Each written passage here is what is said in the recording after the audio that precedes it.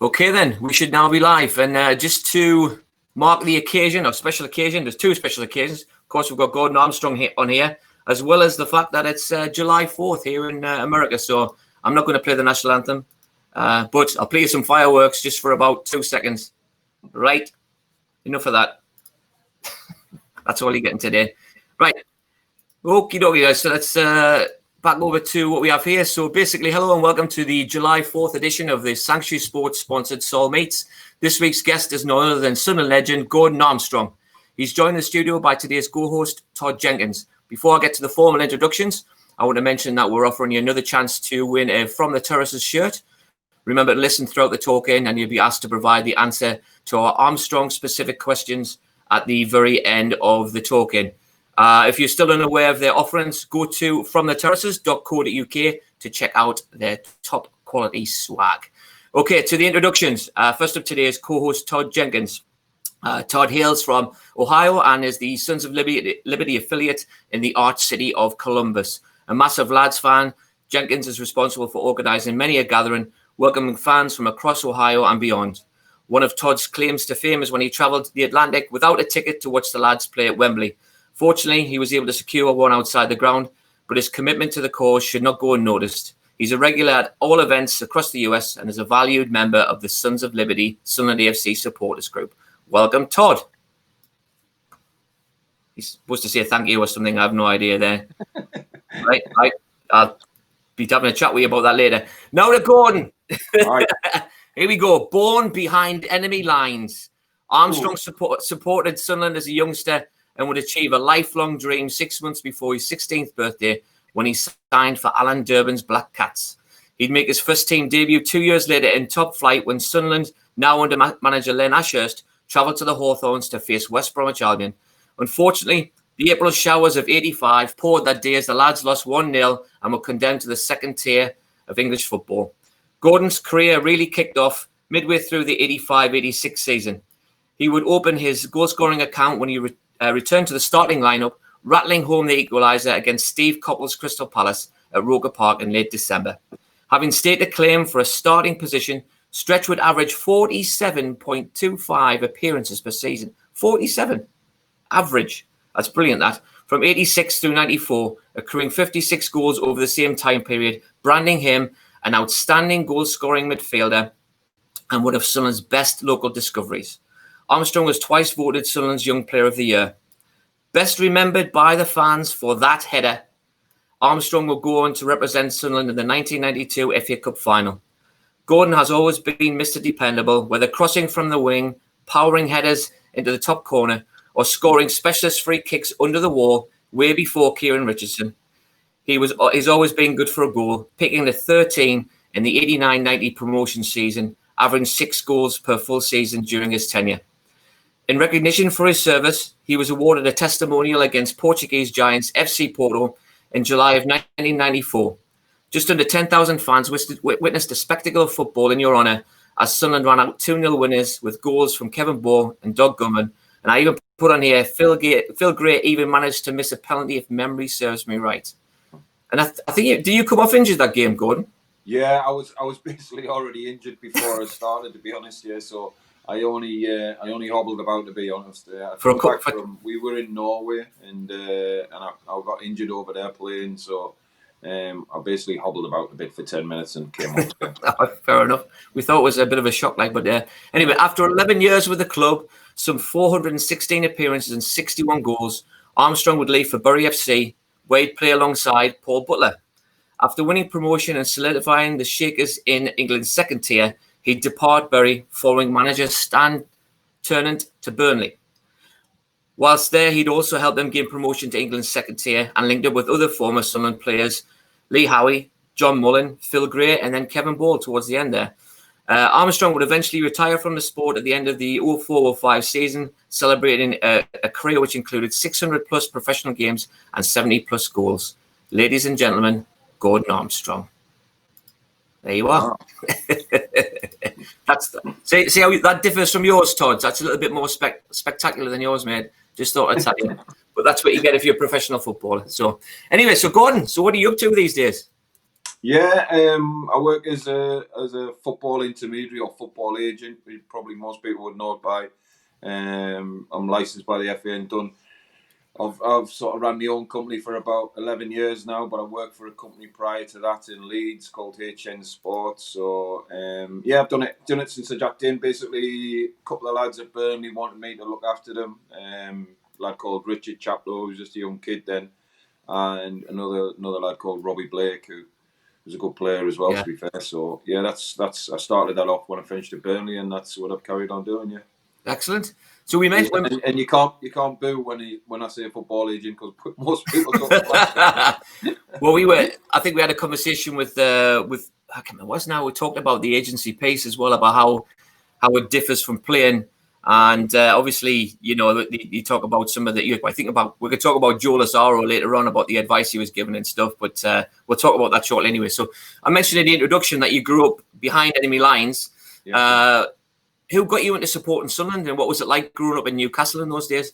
Yeah, well, my dad was a big Sunderland fan. My dad grew up in like Hexham, and he had sort of a choice between the two. He could get a lift in Newcastle or a lift to Sunderland, and he chose Sunderland. So he was a massive Sunderland fan. It's always my mum, really. I think he converted my mum when they met when they were really young, and he converted my mum. So we all were basically, we all would go when we could. We didn't have loads of money or anything, but as much as we could, we'd go over and watch things. I lived in Carlisle till I was about sort of from sort of 7 to 11. So when I came back, I was actually in the same class as Martin McFadden. Yeah, as a kid in Gosforth, and then I moved back to Gosforth, and just happened that I was back in the same class with him. There was sort of 5 classes in the year, and I again was in the same class as Martin, so we became pals there, and I helped him out sort of start. I loved Supreme when I became a player. It's a brilliant magazine, that, like, definitely. So, yeah, Todd. Oh, Todd, I cannot hear your voice. I'm sorry. Bless you. Sorry. You don't want to. He's got a terrible American accent. Can you hear him, Degsy? I can't hear him, mate. Can you? Hold on, Todd. Let's just do this 1 second, Todd. I'll kick you out and then come back in again, mate. Yeah. Let's try this. We've had a few difficulties here this morning. We're going through some stuff. I'll just kick you off here. Let's try this other one. Go on your mobile phone there, Todd. Sorry, your cell phone. Go on your cell phone. 1 second. Here we are. Oh shit, he's disappeared altogether now. Oh well. I'll ask you anyway, Gordon, while he's waiting. So I'll tell you what he's going to ask you. So sign in for Sunderland at 17. You're going to make your full debut at sign at 15. At 17, you make your debut with top flight against West Bromwich Albion. Although the game would be remembered more for the outcome rather than your first outing, do you have any special memories of that day in front of the Hawthorns crowd? Oh yeah, it's obviously majorly special, and I was really young. I was only 17, so I played centre half. Oh, there's Todd. See, it was nose now. So yeah, it was massively special for any young player to make a debut and to play in the top league at 17. And I went on that season. I played about another 3 or 4 games at the end of that season. So that was fantastic. Just really enjoyed it, and obviously great memory. First game, I think I got booked after about 15 minutes. I remember David Hodgson sort of arguing with the referee that I shouldn't have been booked. I was only a young lad and I was really nervous and didn't know what I was doing. I think I deserved to be booked. Yeah, I'm booted there, centre forward. I think again, doing my research, I think you only ever got sent off twice during your 11 years at Sunderland. Yeah, they were both stupid ones, to be fair. But we got beat. I can hear you now, Todd. Basically, we conceded a goal at Southampton that I still swear wasn't in.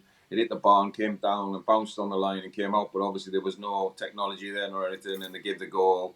So I called the referee a few names and he decided to send me off. And the second one was similar, to be fair. John Byrne got sent off at Wolves in about 10 minutes.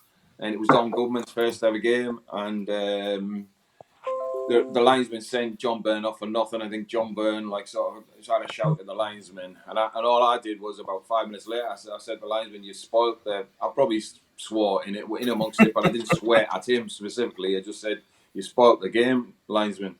And he called over the referee and sent me off, unfortunately. So we played for about 85, 86 minutes and kept it at 0-0. They scored with about 3 minutes to go or something. So it was fairly heartbreaking, but never mind. Well, Jackie Lemon's already on here asking questions. He says, what's Gordon's handicap nowadays? Still a bandit, I bet. He's on there. Yeah, I play off 10, I'm not bad off 10, to be fair, so I do all right, yeah. I love me golf, yeah. Love golf. Paul Atkinson reckons that Jackie Lemon's shite at golf, like that's what he was telling us. Yeah, Jack Lemon's not as good as me, no. I'll tell him that to his face, yeah. Hey, Todd, we were up to the bit where it is at the start of your career. All right. That's the first question there. Sure. Hopefully you can hear me now. At the start of your career, where did you draw your inspiration?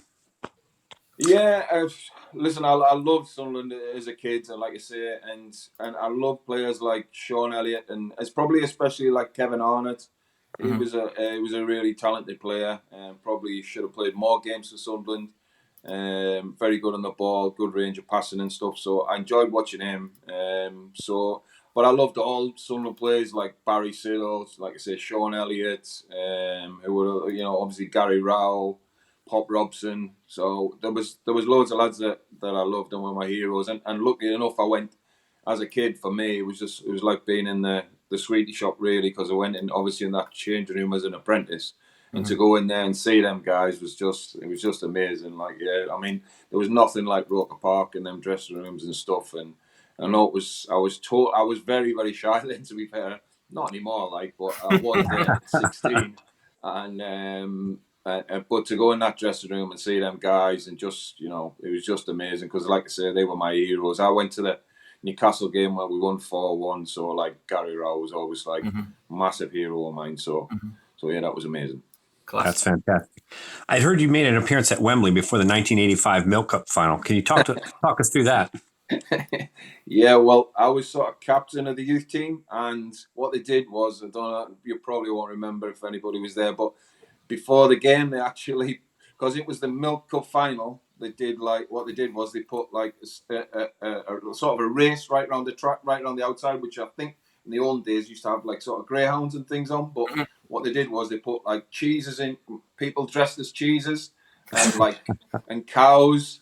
Now to clarify, Gordon, it wasn't cheese. It wasn't Jesus, was it? It was cheeses. Jesus, yeah. Not Jesus. Jesus. Okay. Yeah. So it was basically you had to like nutmeg the cheese or something like that and carry it over the cow and then go through the cow's legs and over something else. And to be fair, we lost to that, to be fair, as well. So that sounds like an average Friday night in Milwaukee, that like. Yeah, it's pretty crazy. So I don't know Milwaukee that well, but yeah, Milwaukee. Just add some beer in there. You've got the cheese and the cows. Everything else is all go after that. So it is. So after experiencing a taste of first team football, there was a change at the helm with Laurie McMenemy taking over the manager's role at the start of the 85-86 season.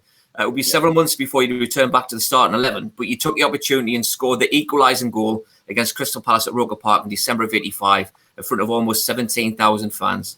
How did it feel to score your first goal for the club? And can you talk us through what happened? Well, obviously, yeah, it was amazing. So what happened was I think we were getting beat 1-0 and Paul Atkinson was playing. He went down the left and crossed the ball over into the middle quite fast, and I sort of ran into the box as I used to then. I couldn't anymore. I'd probably have to hobble in there, but yeah, I ran in a little bit of pace anyway. Slid in and the ball came off my left foot and ended up in the bottom corner. And we drew the game. So I nearly scored a couple. I hit the post as well after that year, which I always thought would have been nice, but never mind. But yeah, it was a nice to score that goal. And I remember the next day coming in and Barry Venison pulling me and sort of saying, "You want to calm down, lad?" He said, that was Venice, to be fair. He said, "I thought you were going to jump into the paddock." He said he jumped that high. So brilliant. But yeah, it was an amazing feeling, yeah. Special. Well, speaking of Atkinson, Paul Atkinson's asking you a question here as well. Can you remember a trip to Berwick to watch Sunderland play about 40 years ago, pre-season with scout Dougie Bradley? Certainly can. Up at Berwick, yeah. Me and him in the car, yeah. Me and him were good pals, to be fair. Always have been, always will be. And he was a good mate to us, to be fair. He did well for us. And I ended up being his best man, to be fair. His first wedding, I think he's been married about 10 times now. But no, he's been married a couple of times. But yeah, his first one. So yeah, he's a good pal, like, and yeah, it was. Well, Dougie Bradley was a little bit different, shall we say? But there you go. Okay, we'll leave it at that. That's a different story. It's a story for another time. Okay, mate. We'll talk about offline. So over your Sunderland career, you played for Len Ashurst, Laurie McMenemy, Bob Stoko, Dennis Smith, Malcolm Crosby, Terry Butcher, Mick Buxton, Peter Reid, and then obviously you were with Stan Tennant at Burnley and Bury as well. I'm sure you had different relationships with them as well, but who was the best manager you played under and why? Yeah, I think quite comfortably, to be fair, Dennis Smith was. And when I say Dennis Smith, it wasn't just him. It was him and Viv Busby, really. They were like a team. I think, I always sort of related to a little bit like Kevin Keegan. At the end of the day, they probably weren't the greatest coaches, and tactics and things weren't massive then. But, they could make you feel 10 foot tall, if that makes sense. When you walked out that dressing room, you would die for that shirt for them because you believed in them, and they were good people. And they always gave us confidence and believed in us and expected us to do well and treat us like men. And I love Dennis Smith. He was great. Yeah. So we're talking a couple of other managers there. What were your opinions of Laurie McMenemy and Terry Butcher? Laurie McMenemy was great to me. To be fair, I mean, Laurie was. I always say if Laurie had somebody, and this probably sounds disrespectful, but at the end of it, if he had somebody like Lou Chatley, if he didn't have somebody like Lou Chatley underneath him, and he had somebody, I know he'd had loads of success at Southampton with Lou Chatley as assistant, but I think you needed somebody a bit different, a bit younger, and a bit more lively, and it just never worked. You know what I mean? I didn't see what Lou brought to the party. That's the truth. I like Lou. He was a good guy. He wasn't a bad guy, but I never really got it. Listen, Laurie didn't know a great deal about football. I'll be honest, but what he did was he looked after players and probably more in a financial way.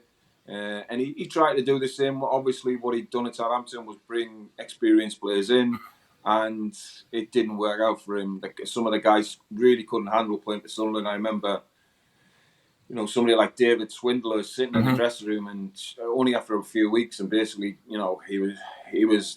he was a broken man. Basically, he just couldn't handle pressure of the crowd. Although he played for a massive club in West Ham, he'd never experienced something like Roker Park, and it is a different experience, and some players and some people can't handle it. Yeah.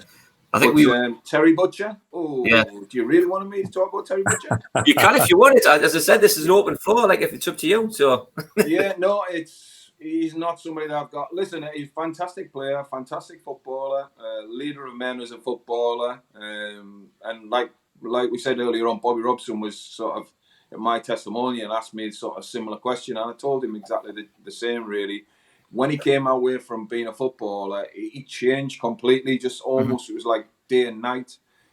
With the guys when he was a player, he was fantastic. He was upbeat. He was everything you'd want in a player, and for somebody that he basically couldn't train because his knees were that bad, he would just do work on the bike and he would go out and play, and he still did well, still really well. Obviously experienced player and knew how to handle himself. But he just, like I say, when he became manager, completely flipped. He didn't speak to players. He had an attitude. We'd never be positive about anything. I remember even like Gary Bennett's testimonial. And he came in and basically after the game, he gave a bit of a speech and whatever, and he said how good all the Rangers players were and how bad we all were, basically. And that sort of summed up how he was with all of us. He made me captain, but he tried to sell me. So I just, I never got really where the guy was coming from at the end of the day. And I wasn't the only one. There was lads there, good players and good seasoned pros who really didn't get him at all, to be honest. And then to sum it all up, I think in the last few weeks, he knew he was getting the sack, so he ran us every day. We ran about 10 miles every day, which some people might have said we deserved, but he wasn't for me anyway. Put it that way. Yeah. No, that's fair enough. I was going to ask you about Dennis Smith again, about what set him aside from others, but what I think I'll do is I'll kind of turn a different question.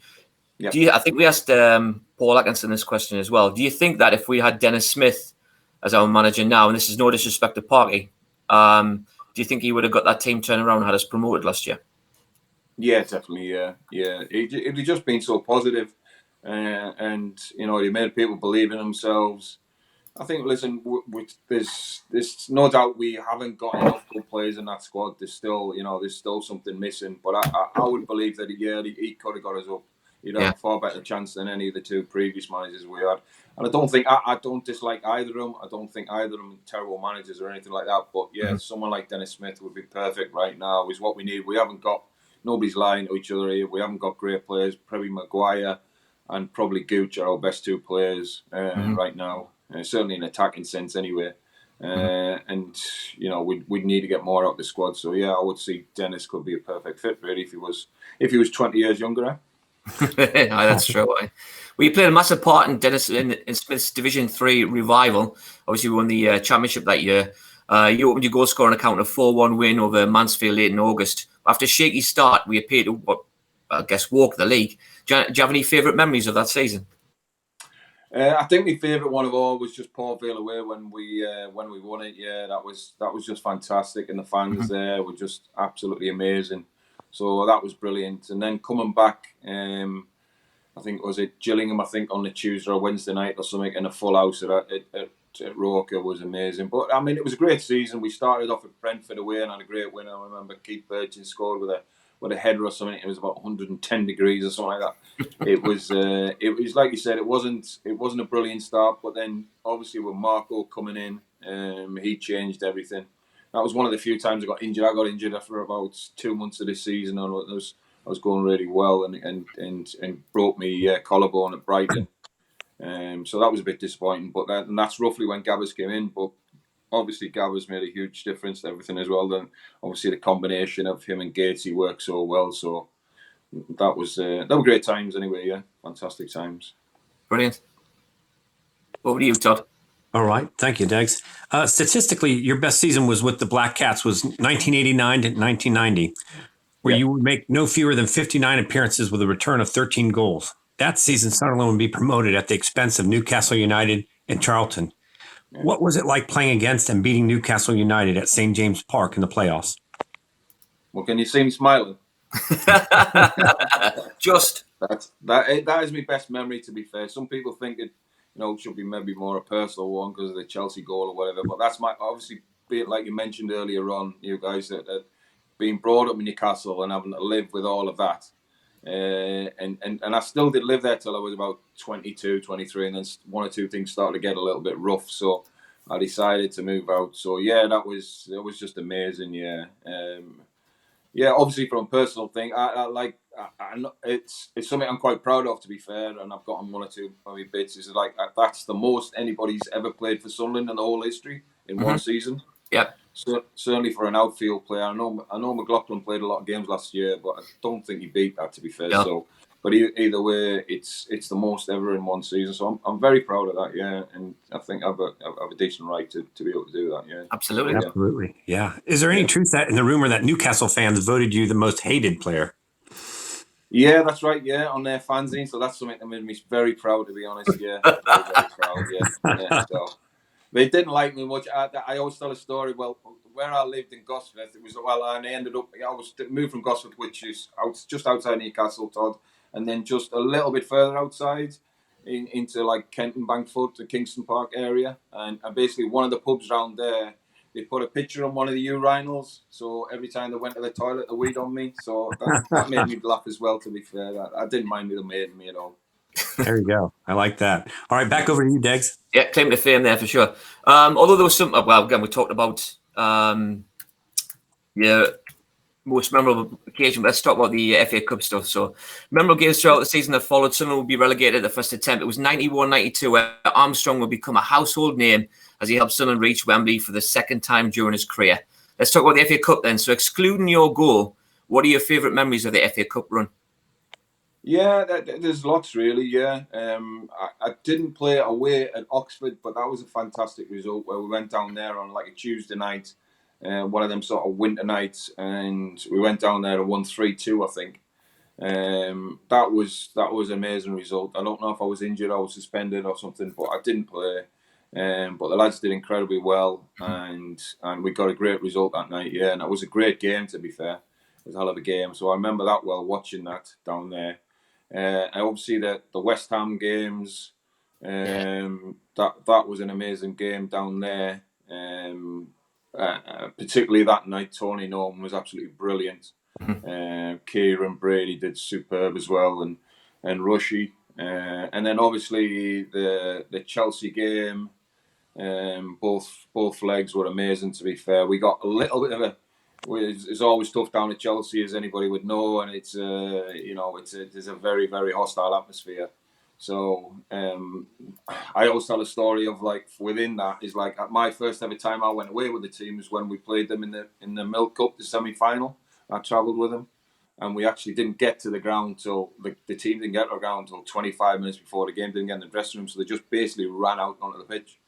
So that always stuck with me, and basically I was on the bench and they were sniffing like them lighters and chucking coins on us and throwing beer and tea on us as we went down the tunnel. So it's always a horrible place to play. And so yeah, to go there and get a result and then come back up with obviously the amazing like night at Roker always sticks with it. And I always say like night games at Roker were just so special as well.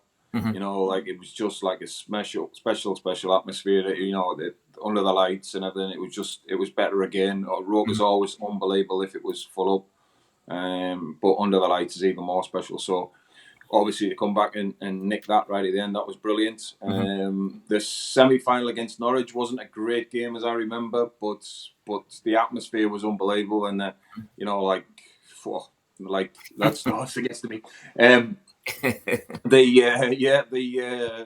Probably 2/3 of the fans were like Sunderland fans, you know. Yeah. So that was amazing. Like, yeah, that was class. It was brilliant. I said this before, but being in the cup for that game as well, the whole stand was bouncing. I mean, properly shaking and moving. And again, the noise was just unbelievable. And I remember when, if you remember when Gary Bennett came on as sub.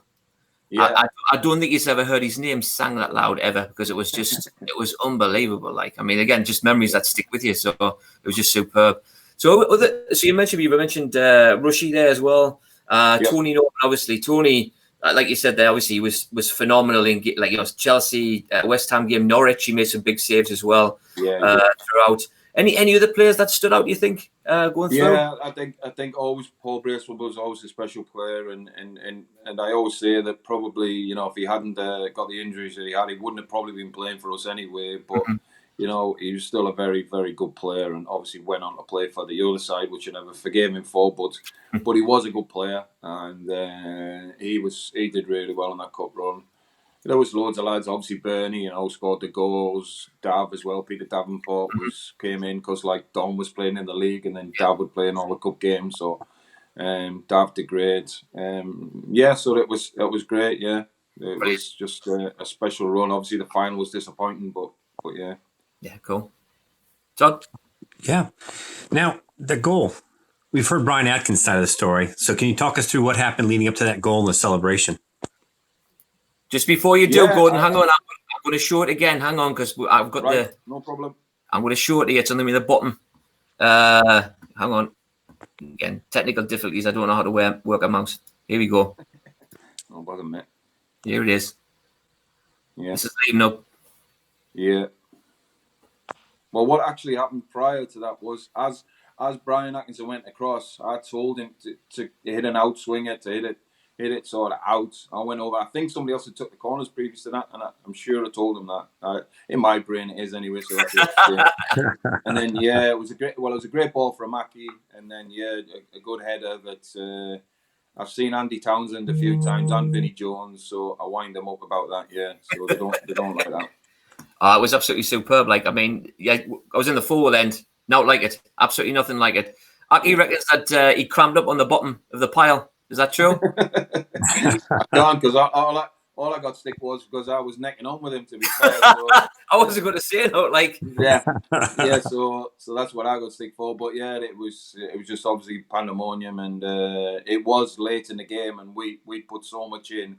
I think I was probably just as well that it didn't go at extra time, to be fair, because I think they were at that time obviously got the momentum and scored the equaliser. So it was important to score then. Yeah.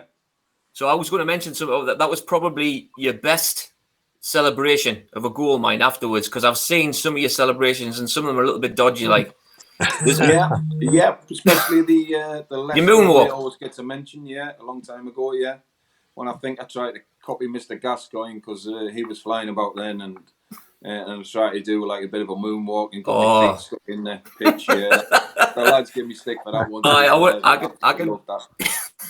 I can definitely understand why. So yeah, fair enough. Class. John? Yeah, any stories you'd like to share from the final itself, Gordon?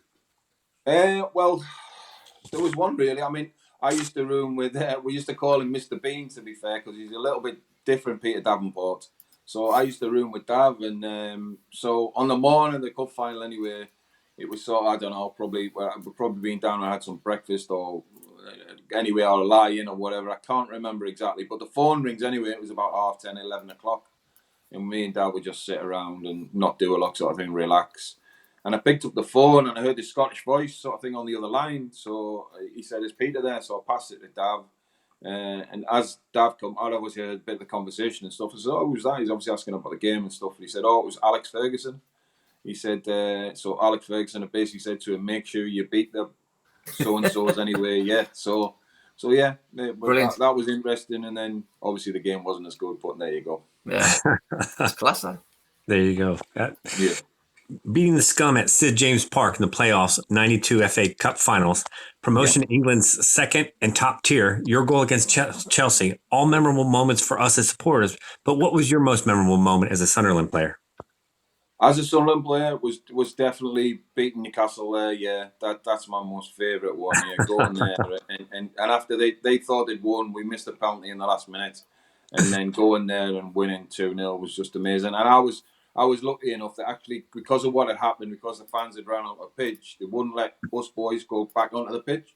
Mm-hmm. But I was the only one that managed to get back on, and I celebrated with the fans out the back of there. So that's one of my great memories, to be fair. Yeah, that was amazing. So that was nice. I was the only one that got out. So yeah, I don't know how I did, but yeah, I managed to get out there. So it was nice.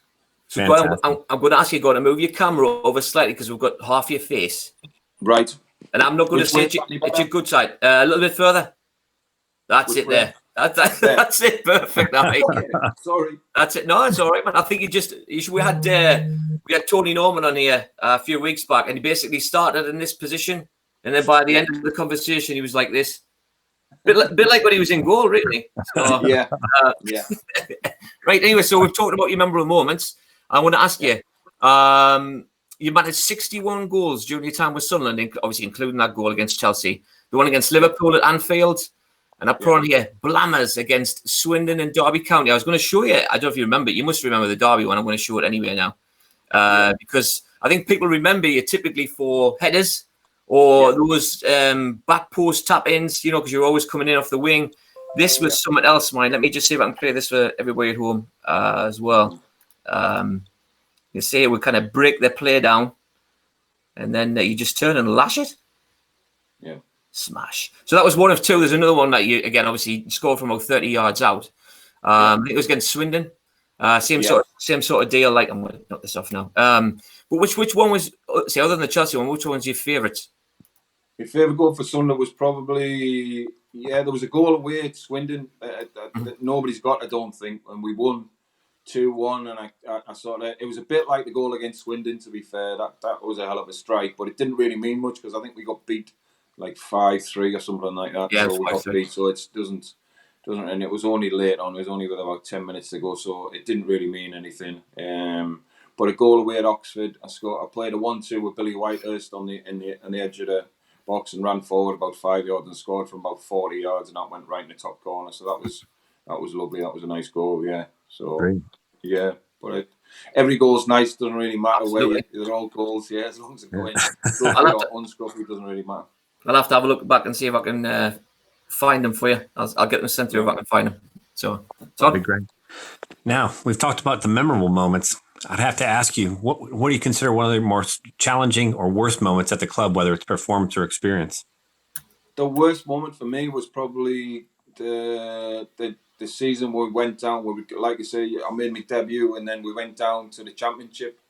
The Championship as it is now, sort of thing. It would be League Two then, but then we got relegated again when obviously there was all the furore with Laurie taking over, and obviously it didn't work out. And when we got relegated that season, because I played virtually all the season that season, I think, and to go down, that was really disappointing, and that broke my heart really. Obviously, being young still, I think I was 18 or 19, probably 19. That broke my heart going down that season, because it was horrible. I mean, we'd be leading games nearly every game, and we just for some reason couldn't hang on in games, and we'd concede goals for fun. And then obviously Bob Stokoe took over at the end and did a good job, to be fair, did well. I'll tell you an interesting story about him, to be fair. He used to mix up everybody's names. So he used to call me Gary, and he'd call Benno Gordon, so he'd call him Gordon Bennett. Bennett. Gordon Bennett. No, Bob, it's Gary. No. But yeah, he continued, and he'd always call us by the wrong names. Yeah, but that's the way it was. It was just disappointing how it ended. Yeah, and to have that hanging over you the whole summer was horrible. Yeah, it was a horrible feeling. Paul Atkinson's asked if you can move your camera back. He said it was better before. Just saying. Like, have you seen him lately? I have it. In that grey hair. I have seen. He's normally got a can in his hand when I see him. So I know he has. Not wrong. Yeah, he needs to get out of the pub. Tell him mine's open today. Yeah, in England. I was just thinking that as well. So it's Independence Day and opening of pub day as well in England. So yeah. Class. Yeah. Were you with the club for 11 seasons, obviously lined up alongside some quality players, many of whom are considered club legends to this day. I'm going to mention a few. I always do this every week. These include, but are not limited to, Sean Elliott, Stan Cummins, Atkinson, with a beer in his hand. Gatesy, Agbola, John Cornforth, Tony Norman, Gabby Deeney, Brace, Dav, Kieran Brady, Ken Ball, Goodman, Byrne, Martin Smith, Darius, and our guest next week, John McPhail.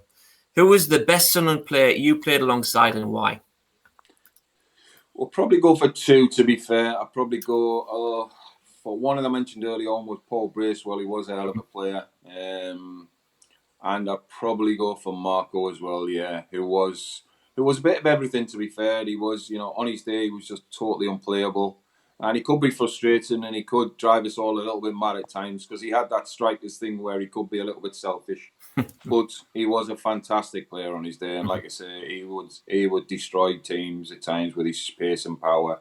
He had a perfect foil in Gatesy, but yeah, them two were very good players. Yeah, other mentions, yeah, Tony Norman, Gary Bennett, Gary Howers, people like that, all proper Sunderland players who loved the badge and played for every last ball to the end. Yeah, great players. Is there any truth in the rumour that Tony Norman once beat Gabby Deeney pre-season at Sprint or something? No, I don't think so. No, you don't think so? Unless Gabbers have been eaten again. I'll have to verify that. Like that's what we're told. So obviously you left the club, played at Bury, Burnley, Accrington Stanley, amongst others.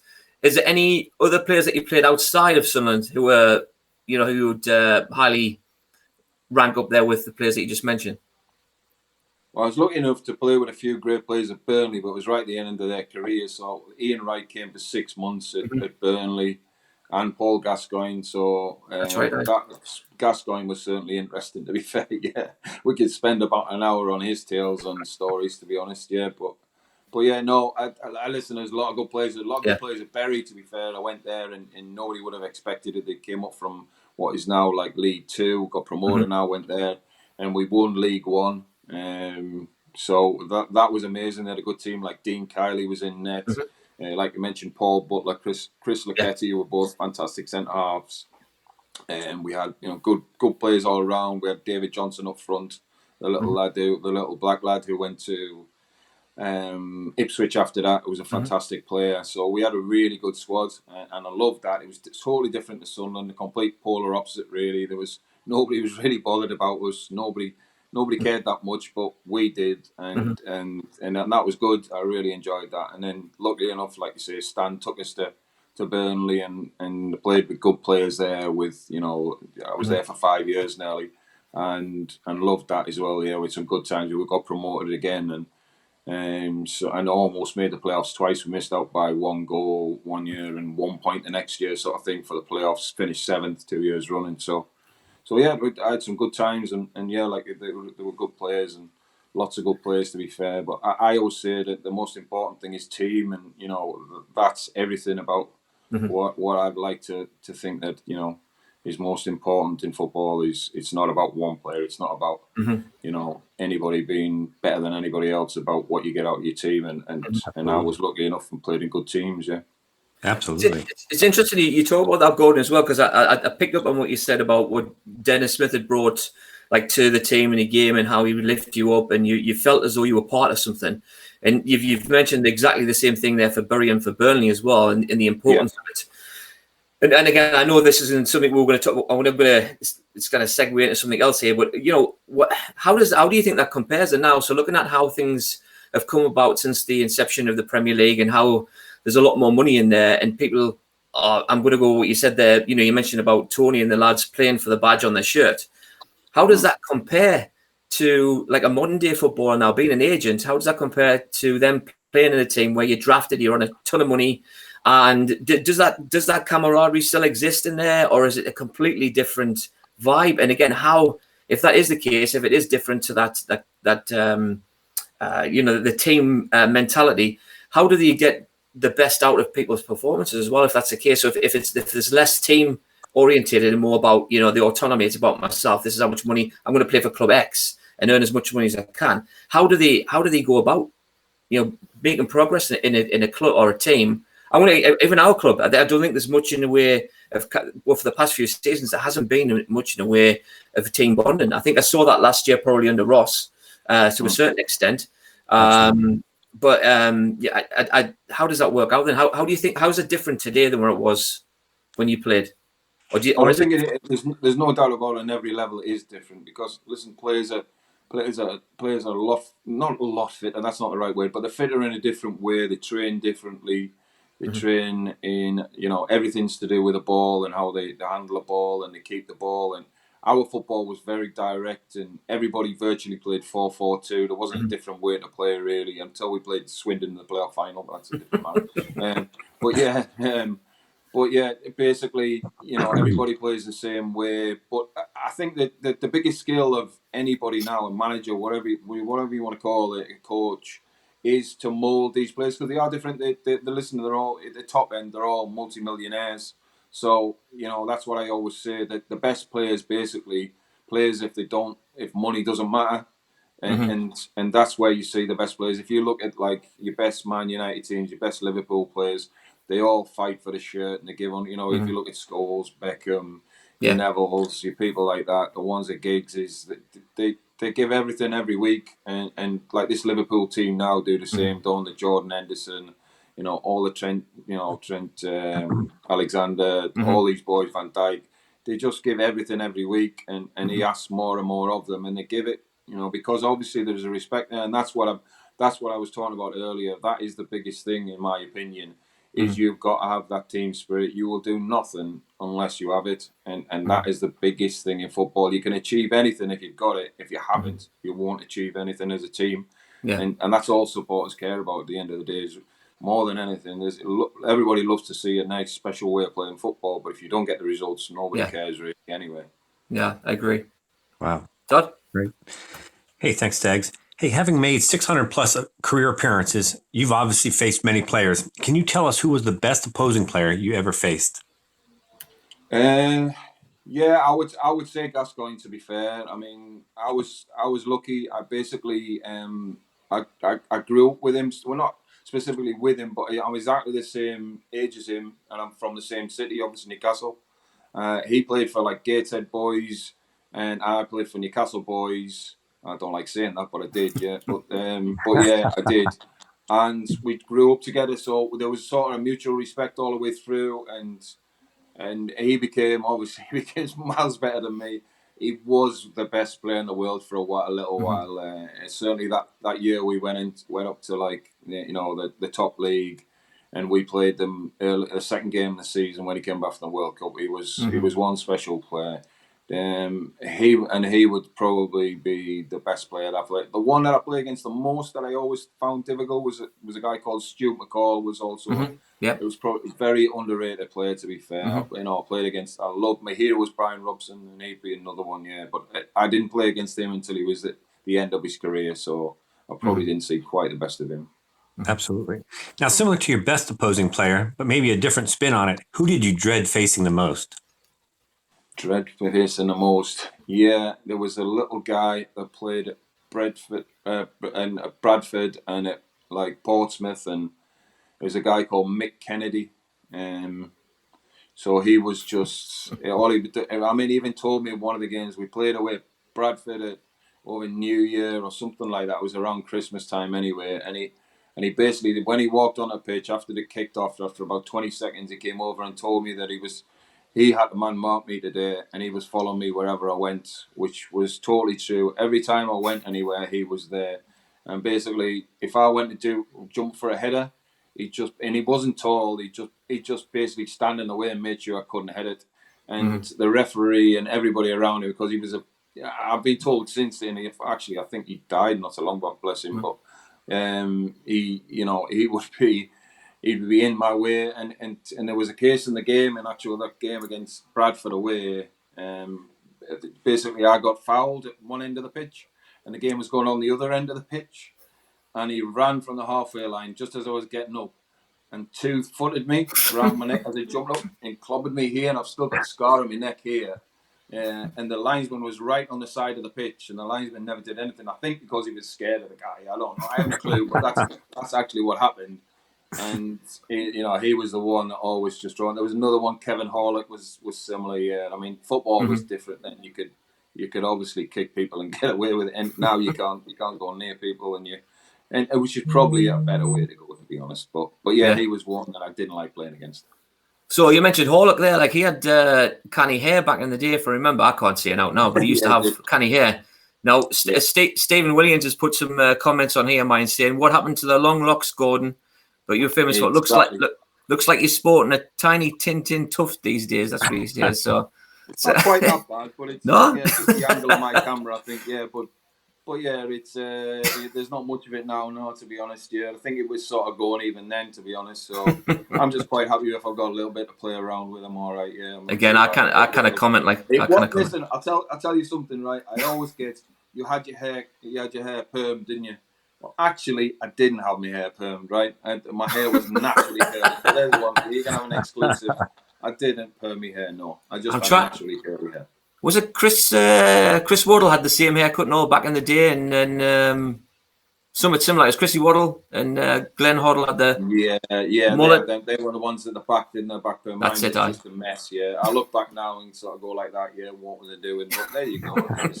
I was young and daft, but never mind. Well, Stephen's also asking, did you put the nut on Vinnie Jones at Roker? I'm not sure, but I don't know. I'm not sure about putting the nut on Vinnie Jones. I remember whacking. Well, he's only little, wasn't he, David Batty? But basically, what happened was we went down to Leeds when we were both. I think we first and second in the league, and we went down to Leeds. They were top of the league, we were second, and basically they kicked 7 colours out of us basically down at Leeds and beat us 2-0. But that stuck in my brain a little bit, so I wasn't going to allow it to happen when it came to our place. So I decided Mr. Batty was going to get a good welly, so he got a good thump in the end, to be fair, at some stage when nobody was looking. So yeah, we used to have some good battles, to be fair. And even when I spoke to Gordon Strachan a few times when he'd been manager of places in my job, he just laughs about it now. As we all used to call each other names and everything. They'd slaughter me, and I'd call all of them. There was like McAllister, Batty, Jones, Strachan, all that. So there was some good battles, yeah. And obviously Bally got involved. And I'm sure he did. So we had some good times, yeah, some good laughs, yeah. Class. Good. So I want to ask you about stadia or football grounds. So as a player and supporter, where's the worst and best grounds that you visited and why? Yeah, I mean, I always loved. I played there, so I think 3 times. I think I loved Highbury, Anfield. I loved Anfield. That was fantastic ground, and luckily enough that I scored there. So that was I only played there once, but that was in the first team anyway. But I loved playing at Anfield. That was special, and the crowd are always great there too. opposing teams that play good football, and we did. We played there and we got beat 2-1, but we shouldn't have done. So that was a great occasion. There's lots of great grounds, like Spurs' old ground. I love that. I was there as a kid, so to go back there as a young lad and play there in the first team. And I actually should have scored there, but pass kicked one over the line that was Colin Pascoe that was going in, that was mine. But never mind, that's another story. I'm not bitter or anything, But no, you're just a lucky lad that you can, never mind anything else, that you can play football for a living, and they were just fantastic times. So there's loads of great grounds that I love playing at. Yeah, I didn't like Wembley, by the way. That was horrible, and I still don't now because we never win, do we? That's for different reasons. No, I agree with that. Like, so where's the worst places that you've played? I mean, think about you mentioned about Chelsea and getting pelted with coins and that. Any other memories that you have, or bad grounds, or bad experiences you've had at away grounds? That just stands out so much because it was just unbelievable, that Chelsea night, to be fair, in that semi-final. Like I say, I was in the squad for the first time and I just thought, wow, is this how football is all the time? I remember somebody from the shed end basically picked out a massive pole, like a metal pole, and Clive Walker was obviously ex-Chelsea, so they taunted him all night. They chucked this big metal pole that they had, basically chucked it on like an arrow onto the pitch, and it only missed him by about 5 yards. There was police there on horses. Like I say, there was people at the back of the dugout sniffing. The stuff that they have for lighters and stuff, and it was just mental. I remember meeting Steve Cram ages afterwards, and he's saying it's the worst. He had to actually physically walk out because they were getting threatened that much. So unbelievable. That was just the maddest game I've ever been to, because it was. I mean, my brother went down as well, and he said he was scared for his life. Yeah. So, I'm not surprised. We had and then to top it all off at the end of the game. There was a fight in the players' bar as well. So David Speedy went for Clive Walker, and I think that was always why it happened later on with him and Gary Bennett, because there was a running feud going on between all the guys, the older guys there. Yeah, so that was probably why Benno whacked him a little bit later on, I think. Yeah. He said he had a history with him. Like, he didn't say what it was, but he said he had a history. So that's interesting. That like, so just going back to when you guys played in the Chelsea game in the '92, leading up to the final. Obviously, we were down there. Burns scored the equaliser towards the end of the game. I don't know if you heard this story, but when we came back as fans, basically the Chelsea supporters had put all the windows out on the coaches coming back. Yeah. So we had to drive all the way back with no windows in. It was freezing. But it didn't matter a week later, so that's the best thing. Yeah. As you know, I was going to ask you about that as well. Was there some sort of altercation after that match as well? There was a little bit, yeah. It was so I think, as I remember, there was a little bit in the players' bar. Yeah, Mr. Wise was none too happy, so he basically came in and was kicking off, and wasn't happy that he didn't get his drink and this and that. So in the end, the stewards basically ejected him out of the players' bar. Yeah, told him to see through, sort of thing. Which again, he wasn't too pleased about, as you can well imagine. He said, so that was nice as well. Yeah. Nice. So right, I've got to ask you this question because I asked Gary Bennett as well. So your brother Chris, he also was a professional footballer. He had successful careers with Bury, Sheffield United, Oldham, Reading, and he'd also go on to receive a Scotland B cap. Yeah. Who do you think was the best out of the two of you? He was certainly more consistent than I was. He was, he was sort of 7 out of 10, and every week he just a great lad who gave everything that he had. If I was good, I'd be better than him, but he was better than me most of the time. If that makes sense, does that make sense? It does. Yeah, a little bit. Yeah. So yeah, he played in the Premier League. He played with Sheffield United Premier League, and did great. And unfortunately, he got MS when he was 28, 29, so he had retired from football. But even that year, that was the year that Reading should have gone up. They were top at Christmas, and he got the Player of the Year that year. And I don't know if you know anything about MS, but he got struck down one side. He couldn't move one side of his body, almost like he had a stroke. And if you get it twice, basically that means this is what the surgeon and everything told him, that they have an MS, and the surgeon had just told him 2 weeks before he was fine, he could start up, he could play again, and he got back at Christmas time, and he got struck again. So unfortunately got MS and had to retire. But he even came back and played. To be fair, he played about 12, 15 games, so that's how tough he was. Yeah, he couldn't walk for quite a long time, but yeah, he was a good player, really good player, and you know, I love him to bits. He's a great lad. Yeah. Oh, good stuff. God bless. Kind of jumping across as well. I've got Paul Lemons made a comment about. He said that you and Gordon jumped up when you scored at Chelsea, and Frank Burrows gave you the biggest ball ever and told us to sit back down. And he said that Frank Burrows was scarier than the Chelsea fans. Oh, he was scary. Yeah, Frank was brilliant. Yeah, to be fair, he was perfect for young lads. To be fair, to be disciplined, and he was first team coach then, and later on or before that, he'd been like reserve team coach as well. But he was top man, Frank, and he also became later on. He, like you probably know, he was manager as well for teams at Portsmouth and places like that. So he was a tough guy, Frank. Yeah, he was a tough sergeant major type, but. He was a brilliant guy. He had a sense of humour as well, to be fair, though. But yeah, I think he was probably right for us to keep our heads down, to be honest. Because, like I say, it was a bit naughty, yeah. So he was spot on with us, yeah, to keep us inside that dugout. I think, yeah. Brilliant. Okay. Hey, after you retired from football, you became a football agent. Yeah. Which did you prefer and why? Oh, it's easy. Playing football's a lot easier. People think that football agency is like an easy job or whatever, but it's not now, to be fair. I've been doing it sort of now, I think it's 17, 18 years, something like that, since I retired. So, yeah, it's not really that much fun, to be honest. No, it's just like any other work. It's work. There's some good sides to it because I see a lot of football, but even then, you know, when you're dragging yourself out twice a week on a Tuesday and a Wednesday, or even 3 times in a week, and it's freezing cold in the winter, it's sometimes not always the best, as you guys know, especially Degs, either it's cold over here sometimes. It certainly is. Yeah, so yeah, but yeah, I've still been lucky. At the end of the day, I'm now my own boss, sort of thing. Like I say, I've had my own company for 10 years, so it's it's still, as I would say, it's still better than working for a living. So it's okay. Good. I'm going to go back and pick up on a comment here. So just going back to the Chelsea thing here. There's a lad called Dave Mark. He's basically put on there. It's going back to the windows being out on the coaches. The window behind the driver with bullet holes in it. It spent ages taping it up, then turned the engine on. All the glass fell out. All the lads were wedged in the back of the bus. It was freezing. Then at 2 a.m. on the M1, it started to sleet. I had my trousers off wrapped around my head.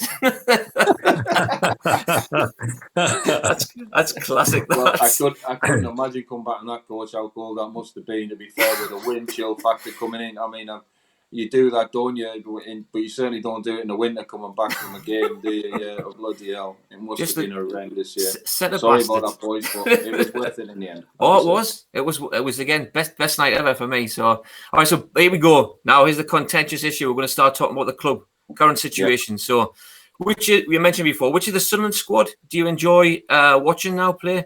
You mentioned a couple there before. Yeah.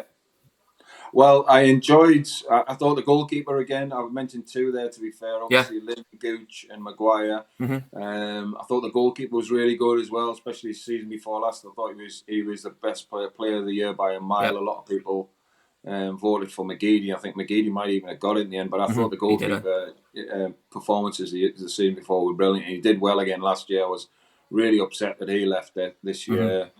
I didn't think that was good business, but there you go, it's happened. And yeah, I like Gooch. I like Maguire. Yeah, and to be fair, I knew quite a few of the guys at Bury because I haven't played there before, and I didn't hear good things about him.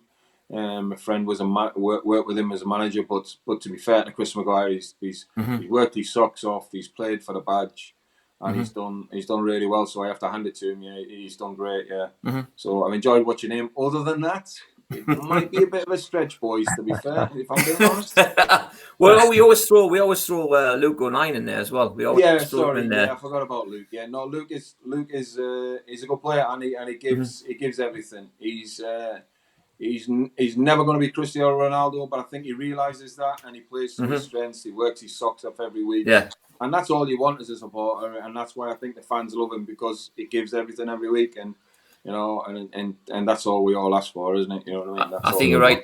I think, to be honest with you as well, and this is obviously you made your opinion there, but I think we would put him in a similar mold to to the likes of yourself and to Gary Hours, you know, that kind of local, well, he's not from here, but he's really embraced can I say a Sunderland culture?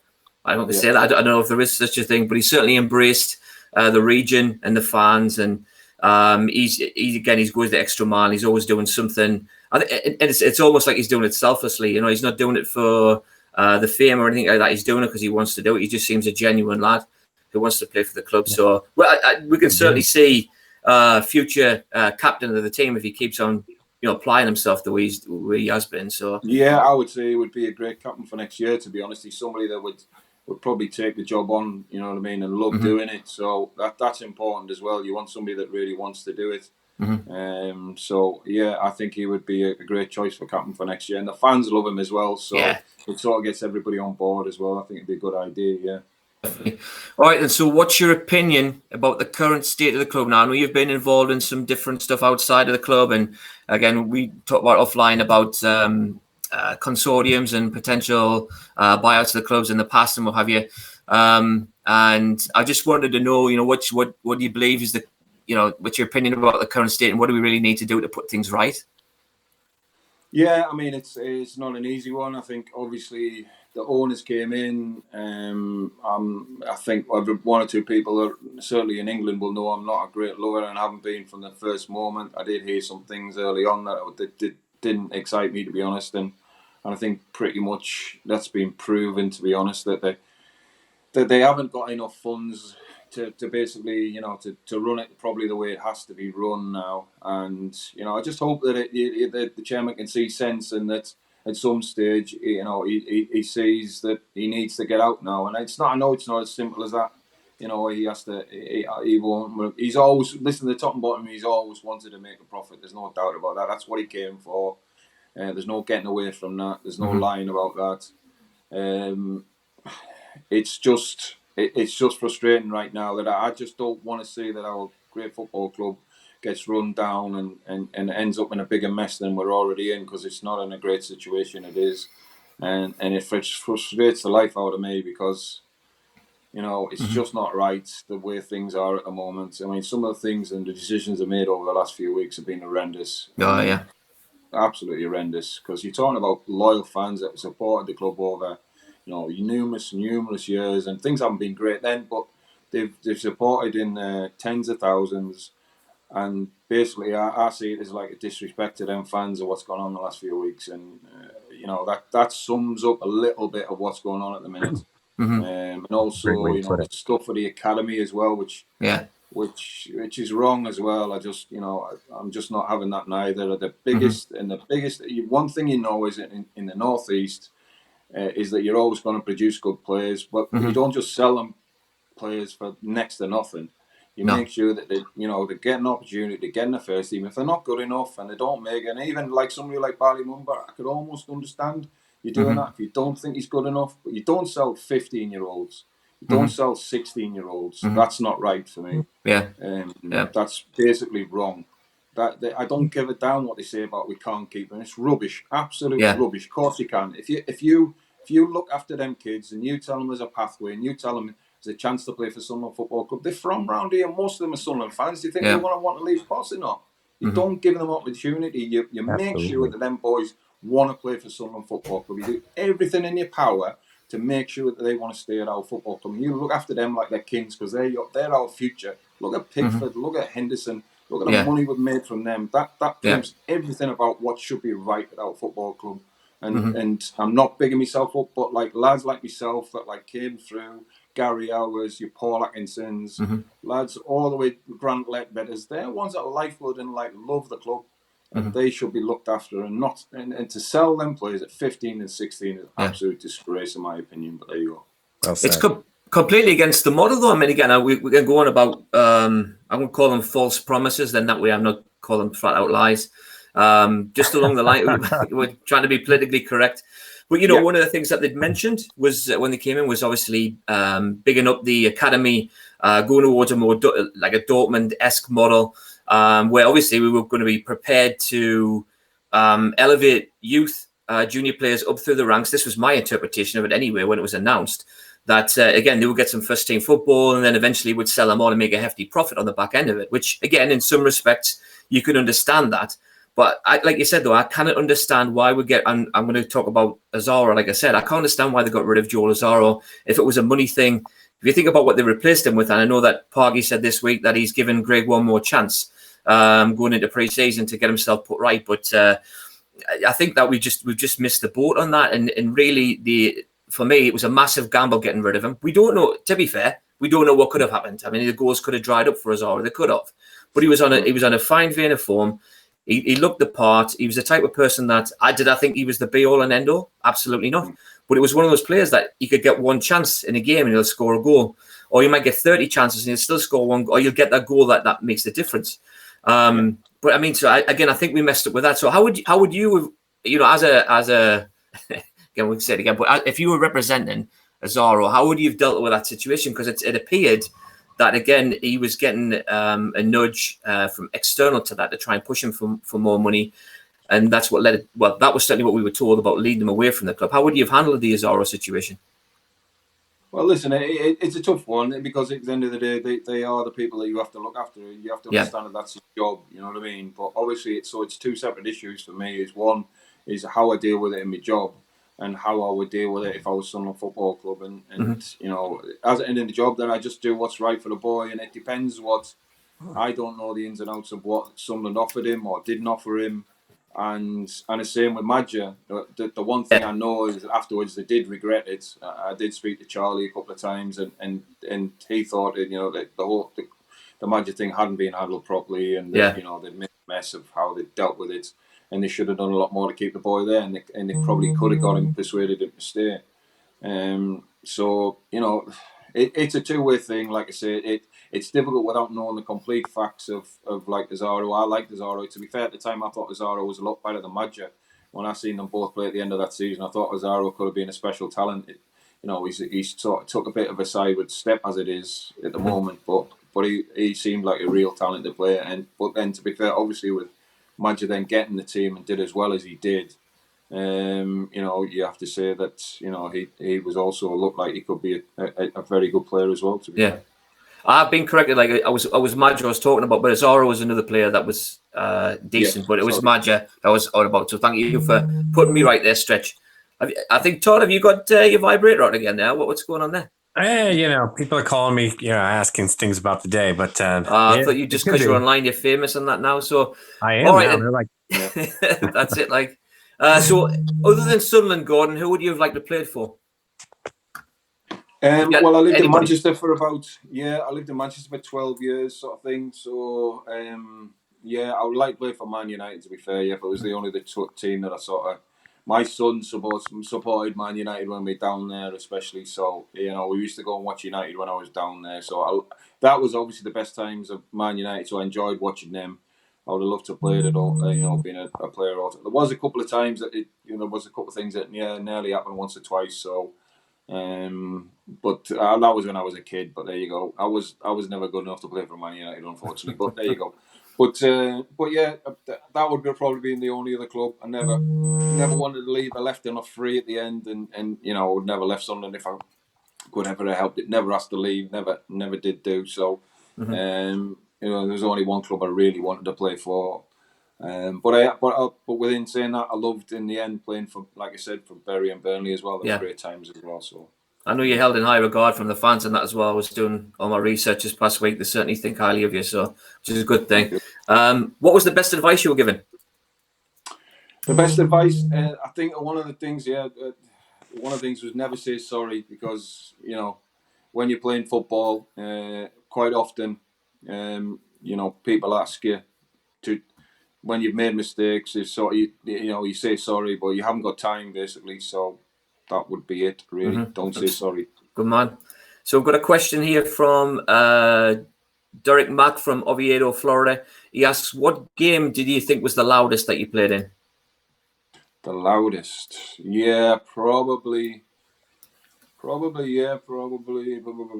a few games. Yeah, I mean, Roker was always special for if it was an unbelievable night. So probably that Chelsea game was right up there, I think. Yeah, And obviously the games at Newcastle when we played them in the playoffs, that was an amazing atmosphere as well. Yeah, so they're probably the ones that I remember more than any. But I was, lucky enough to play at some great atmospheres, obviously. But just that really when Sunderland fans were properly there, and where we could bring a lot of support, probably Newcastle away, and probably the home games at Roker, some of the big games there were the best atmospheres. My dad says when we played Man United in the cup, and he got in, one of the gates was broken, that was the best atmosphere ever. There was at least 70,000 in, so I think that was even more mental. But yeah, I can remember, even saying that, I can remember stood at the back of the Roker end when it was full and it was full size. And that was amazing, yeah, when it was sort of 45, 50,000 in. That was unbelievable, yeah. I remember I was going to ask actually about, obviously, that year that we got relegated from the first division as it was at Main Road, and there was like 15,000 of us down there. Yeah, that was amazing, yeah. Shame we lost that day. That was a couple of goals from Quinny. Todd, just because I know you got booted off there, Todd. I'm back on. Can't you see me? You've changed your name to Buzz now. Can you hear me? I can hear you. Yeah. We're up to you now about the accomplishments. Right. Sounds great. Yeah, I turned off the vibrator for everybody too. It's just It's run out of batteries, probably. There you go. No, pick up soccer on Sunday. That's what it's about. So, what do you feel your biggest accomplishment was in sports? In sports, I don't know. Just in sport generally. I played a lot of sport as a kid, so yeah, I did all sorts. As a kid, I actually played for England at rugby when I was a kid, and I played and I ran for the county and did all sorts. So I was all sorts. I would have actually probably, because I came from sort of rugby school, it wasn't really that posh. And in England, it's for private schools and things generally where they play rugby, but my school wasn't that posh. But it was Gosforth, so yes, they played rugby, and I played till I was sort of 13, 14, which might have told on me football later on. A lot of people would have said, but yeah, but there was no money. There was no money in rugby union, so I decided that wasn't the way to go. But I did love rugby, yeah. Cheers. And that was a good accomplishment, I suppose, playing for England in as a schoolboy, yeah. Absolutely. Now, your favorite chant song that you heard from the supporters in the stands, what was the most motivating one for you? Yeah, that's a good question. I used to like the songs about Gabbers, yeah, to be fair. Ole, ole, ole, wasn't it? Yeah, that one, yeah. I don't know, to be honest. I'm not sure on that one, yeah, to be fair. I remember more the ones from my time, to be honest, yeah, when I was a kid. And like Cedo, I used to love that one as a kid, yeah. I more remember that than I remember the ones when I was playing. Brilliant. So yeah. Absolutely. All right. See you, Degs. 3 words to describe Sunderland fans. Magnificent, mad, can't say, the best, I think. Yeah, right. That's 4, but I'll try and keep it. Close. That's good enough. Close. We did get a comment going back to the best advice there. Again, Paul Atkinson's been on. He must be on the cans again. It says, don't go out drinking with me was the best advice that you've given. Don't drink with him. That is very good advice, yeah, to be fair, yeah. Unfortunately, I did quite a few times, to be honest, here in Chesley Street, so we fell out of a few places together, so yeah. No doubt. So what was your funniest incident as a Sunderland player? Funniest incident was probably, it's a quite long story, but I'll get there at the end, basically. I don't know if you've heard this one before, but basically what we used to do on a Friday morning, basically was you'd play like shadow football, which was basically the manager would set up the team I was going to play tomorrow, and we did it always on the pitch at Roker. And Laurie McManamy was manager. It was in that time where, like I said earlier on, where we couldn't win a game, basically. It didn't matter what we did. We could be 3-0 up, which happened a few times, to be fair, and we still didn't win. So we sort of set up the team, and I think it was sort of like Dave Swindlehurst up front with Eric Gates, and he played the ball back to, and it was over Easter, right at the end of the season, beautiful day, sun was shining down over Roker, I always remember it, and it was played back to Mark Proctor, who played it back to George Burley. I don't know if you remember George, really good player, Scottish international, and he turned around, and then you always used to sort of knock it back to the goalkeeper, who smashed it up the field. and everybody chased after it, sort of thing. So George turned around, played the ball back to Ian Esford, who was in net, and it hit one of the cones that was on the pitch and actually went into the net. So we were playing nobody, and we were actually 1-0 down to nobody in the goal. So that takes some doing, doesn't it? So that was one of my favourite stories. And Laurie McMenemy turned around and said, "Effing hell, we're even beating ourselves now, man." Brilliant. So that's always I hadn't heard that before. Well, we're getting towards the end here, Gordon. So is there anything else that you want to add? No, just been a pleasure, guys. Loved it. Yeah, it's great to speak to Sunderland people that love the club, and that's the same the world over, I guess. And you guys are much appreciated for your support anyway. And great speaking with you. Absolutely, thank you. I'm going to just go to the from the terraces question, and I need for you guys to email us at sonsoflibertysafc@gmail.com. That's sonsoflibertysafc@gmail.com. And the question is, which team did Gordon score his first league goal against? Okay, again, I'd like to thank Gordon for his time and service to the club. I'd also like to thank our Columbus, Ohio affiliate, Todd Jenkins, for being a wonderful co-host, even though he didn't smile at all anywhere through the entire interview. You smile. Miserable bastard. Right. I'd like you're welcome, mate. I'd like to wish our American brethren a happy 4th as well. And again, thank the viewers for tuning in. So join us next week where we'll have the pragmatic penalty scoring machine, John Monty McPhail. Until then, stay well, stay safe, and keep the faith. Thank you very much, guys. Take care. Cheers, guys. Thank you, Gordon. Bye. Thanks, Dags. Bye.